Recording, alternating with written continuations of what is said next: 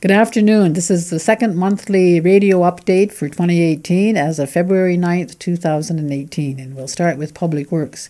This week we had Minister Jane Philpott, the Minister of Indigenous Services Canada, in the community to announce funding from her department to extend the water main to the I.L. Thomas and Oliver M. Smith elementary schools.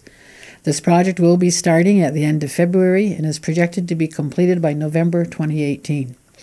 During this time, the community can expect rolling lane closures and temporary laneway interruptions throughout the project area. The extension routes are posted on www.sixnations.ca.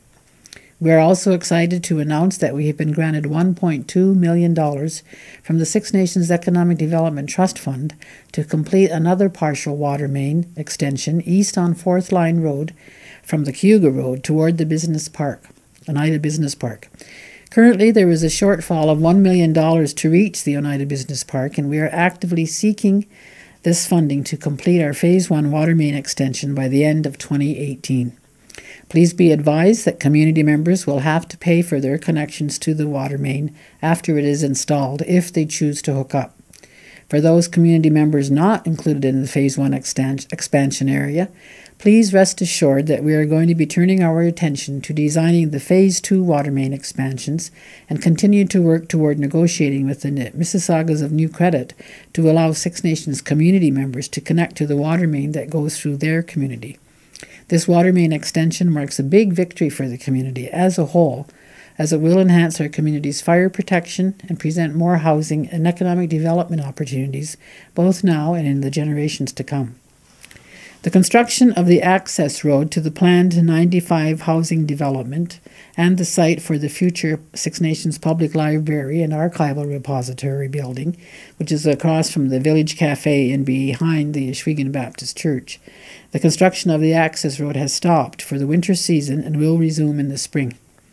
When the water main tie-in at 4th Line occurs for this development, everyone east of the Village Cafe will have to be without water service for a short period of time. We will be sending out direct letters, advertising on the radio stations, and posting an announcement on our webpage at www.sixnations.ca in advance so community members can prepare. The construction of the housing units will begin in April, and we are targeting November 2018 for the townhouses to be completed.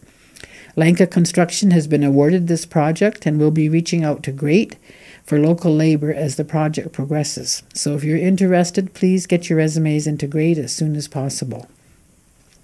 We will be working towards securing funding as well to rehabilitate 2 bridges next summer. Those are Bridge number 7, which is located on Chiefswood Road between 3rd and 4th Line, and Bridge number 15, which is located on Onondaga Road between 2nd and 3rd Line. This will result in prolonged road closures in these areas. The Six Nations Elected Council has recently secured $50,000 from Indigenous Services Canada to complete the design and environmental work for Bridge number 15.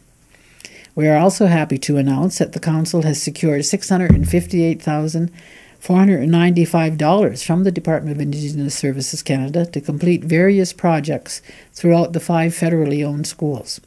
The community can expect to see this work being completed immediately, and we will work with the principals and the faculty to ensure that educational time is not disrupted. The Six Nations landfill site is now on winter hours, which are 8 a.m. to 4:30 p.m. Tuesday to Saturday, with the gates closing at 4:15. Our next household hazardous waste event is scheduled for June 2018 at the Six Nations landfill site.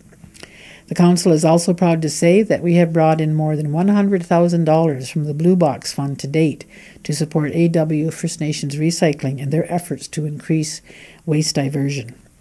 We have also completed the landfill site closure study and are now moving toward procuring a consultant to complete the design of a transfer station for the community. This work represents part of a $3 million funding commitment by the elected council, secured by the elected council from the Department of Indigenous Services Canada to close the existing landfill site and to build a transfer station. There is also a 3-floor expansion being planned for the Six Nations Social Services building. Elected Council is also working on completing renovations to the Iroquois Plaza for the Justice Department, as well as working on renovations for the Birthing Center and miscellaneous work for the Bicentennial Daycare.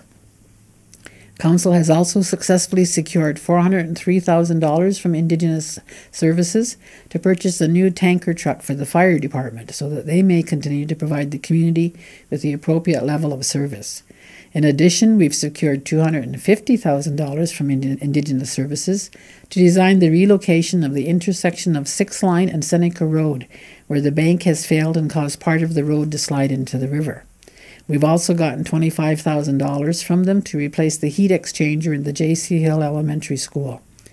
And we are also proud to announce that Six Nations has been granted $900,933 from the Clean Water and Wastewater Fund to complete a study and the necessary upgrades on our lagoon system, as well as the Stone Ridge peatland system. So, as you can see, we've been bringing in a lot of money to help with our infrastructure needs in the community. And just a friendly reminder to the community from the Six Nations Road Department to slow your speeds according to weather conditions. Don't pass the snow plows and keep a safe distance behind them, and don't plow snow across or on the road. During a major snowfall event, please stay indoors and don't travel the roads or sidewalks in the community unless absolutely necessary. And for your information, it takes the snowplows a minimum of 4 hours during a light snowfall to complete their complete routes throughout the territory. During a major snowfall, it takes the snowplows approximately 8 hours to complete their routes through the priority roads.